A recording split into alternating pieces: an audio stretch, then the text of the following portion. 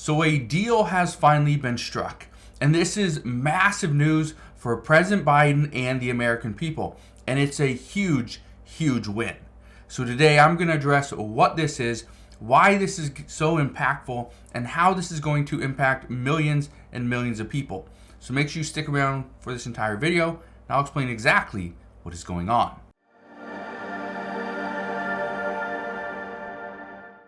So in today's world, it is very difficult to get a deal done. When you look at the U.S. Congress, you look at our House of Representatives, you look at our U.S. Senate, it's very difficult to strike a deal. However, something was done, but not here in the United States. It was actually done abroad with other countries. I'm going to address what this is in just a second.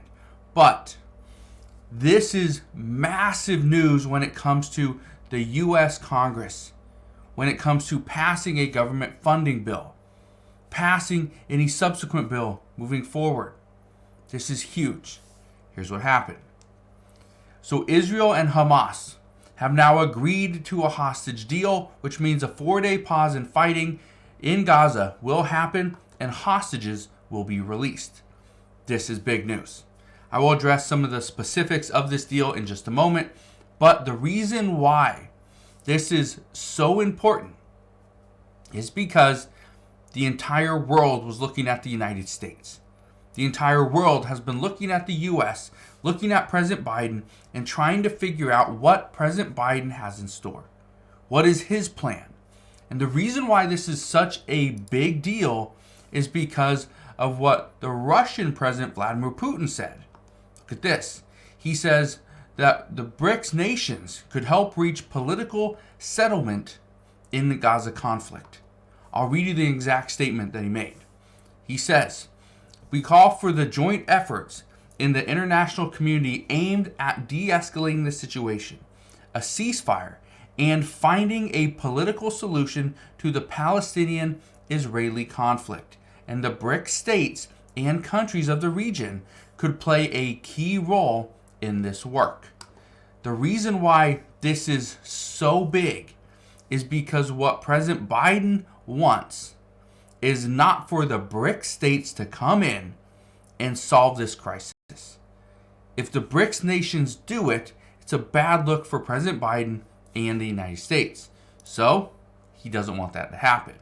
But Vladimir Putin says they could. They could de-escalate the situation. Now, I want to read you this. This is what the deal is. It's currently on the table. Okay, it says Israel will allow 300 aid trucks per day to enter into Gaza. That's big. In the second phase, Hamas could release dozens more women, children, and elderly people. Again, that's second phase. The first phase is this right here. It says in the first phase, Hamas is expected to free at least 50 Israeli women and children held in Gaza, while Israel is expected to release about 150. It's a 3-to-1 ratio. Again, mostly women and children. It's going to be over a 4-day pause. Right? That's the deal. That's the deal. That they will agree to a ceasefire as long as Hamas will release hostages. That's the key. All right? Now, one other thing that I want to just show you, okay, is that the United States isn't stopping there. The United States, again, our ally is Israel. And we are standing behind Israel. And one of the things that the United States is asking for is the United States seeks surrender of Hamas leadership. Now, I want to read you this, okay? And the reason why I want to read you this is from the White House. It says right here, if Hamas wanted to protect the people of Gaza, it could release the hostages, surrender the leaders, and those responsible for October 7th. Frankly, that's what the world wants. The world wants peace. And we are seeing these protests and these fights all across the world, not just here in the United States. And this is turning into a bigger crisis than what we ever imagined. On October 7th, when we saw that Hamas attacked Israel, and they went into that music festival and and were taking lives, point blank. We knew this was going to be a crisis. We knew this was going to be an issue. But now it's turning into a larger scale issue. Look at this. It says Israeli strikes on Lebanon kill reporters, according to a senior Hamas official. A strike on Lebanon. Okay? I want to read you a little bit of this article. Okay? And so it says right here, and again, this is from Reuters. It says right here, separate Israeli strikes on southern Lebanon on Tuesday killed 8 people, including 2 journalists working for a Lebanese TV channel and a senior Hamas official, according to Lebanese state media and official sources. It says right here, violence along the border broke out after Hamas's October 7th attack. Israel and Iran-backed Hezbollah, a Hamas ally, have exchanged rocket fire in fighting that has steadily escalated. One of the things that we didn't want is an escalation of war, a widen of war. That's what we've got. And it's not just in Lebanon. The United States is getting hit as well. The United States got hit the other day.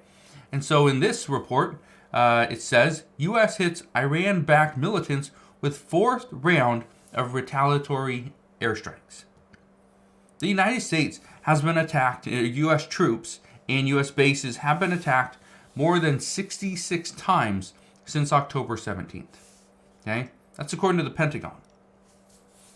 There's been 32 separate times in Iraq. There's been 34 separate times in Syria. So what's coming? Well, what we can expect, and again, this is good news, is that if this war between Israel and Hamas, if this starts to subside, if we see the escalations come down, it's not as tense, where people aren't losing their lives. We're not seeing Israel just continue to hammer Gaza. If we see this, that's good news. But, according to some, we need to ensure that Hamas isn't around to pick the pieces back up and continue where they left off in the next 6 months or a year. We would have to deal with Hamas. Now, the reason why this is such a big deal and how this is a win for the United States is now it gives President Biden a little bit of breathing room. We are less than 1 year away from the next presidential election. That is something that President Biden will be focusing on. And we know this. Today is the day before Thanksgiving here in the United States. Tomorrow is Thanksgiving. And what we know is that President Biden and the Biden campaign are going to air TV ads during the NFL Thanksgiving game. He's going to have 2 different ads. I will talk about those in just a moment. But the reason why he's doing all this is because we are less than 1 year away. But in just a couple of months, in actually 2 months, less than 2 months, the U.S. needs to pass another bill that's going to extend government funding. This has to happen before January 19th. The reason why that is such a big deal and how that goes hand in hand with this ceasefire is the Biden administration has not just been asked, has been told, people have been demanding they step forward and do something for the Palestinian people. And again, it's not just here in the U.S. Other countries have asked the United States to do more. Other people around the world as well. And so now that this ceasefire has been agreed to, the next phase is, are we going to extend it past just those 4 days?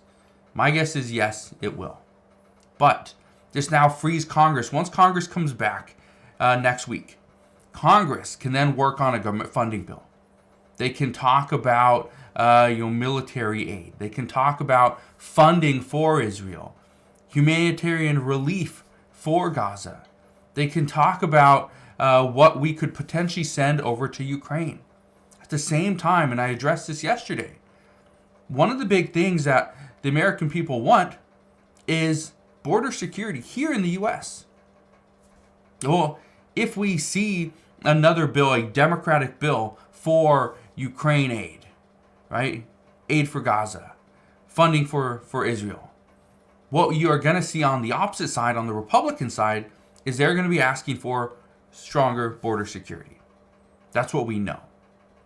Again, all this stuff could mean, things for Social Security. Social Security could be impacted. SNAP benefits could be impacted. Student loans could be impacted. All right, housing could be impacted. All these different things could be impacted very soon. But the good news is, at least a deal has been agreed to. That is the first step. Now, let's see what we decide to do. Let's see what Congress decides. Let's see what Israel decides to do, and Hamas. Let's see what other countries are up to. We're going to find out very soon. But that is what we know as of right now. Okay? Let me just address what is going to be in these campaign ads that the Biden administration will be running tomorrow for Thanksgiving. The first ad, it's titled Never Left. It says highlights Biden's middle-class upbringing in Scranton, Pennsylvania, and features archival photos and video of the president when he was younger. That's his ad. Second ad, titled Finally, focuses on the White House's efforts to lower prescription drug costs by giving Medicare the ability to negotiate prices, and specifically cites legislation that capped insulin prices for seniors. Those are the two things he's going to run for Thanksgiving. Now, these two ads, you probably won't see them. These two ads are going to be broadcasted in the Detroit and the Milwaukee markets. That's it. That's where he's starting. Those are two key swing states that President Biden won in 2020, and he's hoping to win again. So, as we get more information as to what is going on here, I promise I'll fill you in on all the latest news and updates, but that is what we know as of right now. So again, thank you guys for watching. Consider subscribing, and I'll see you guys on the next one.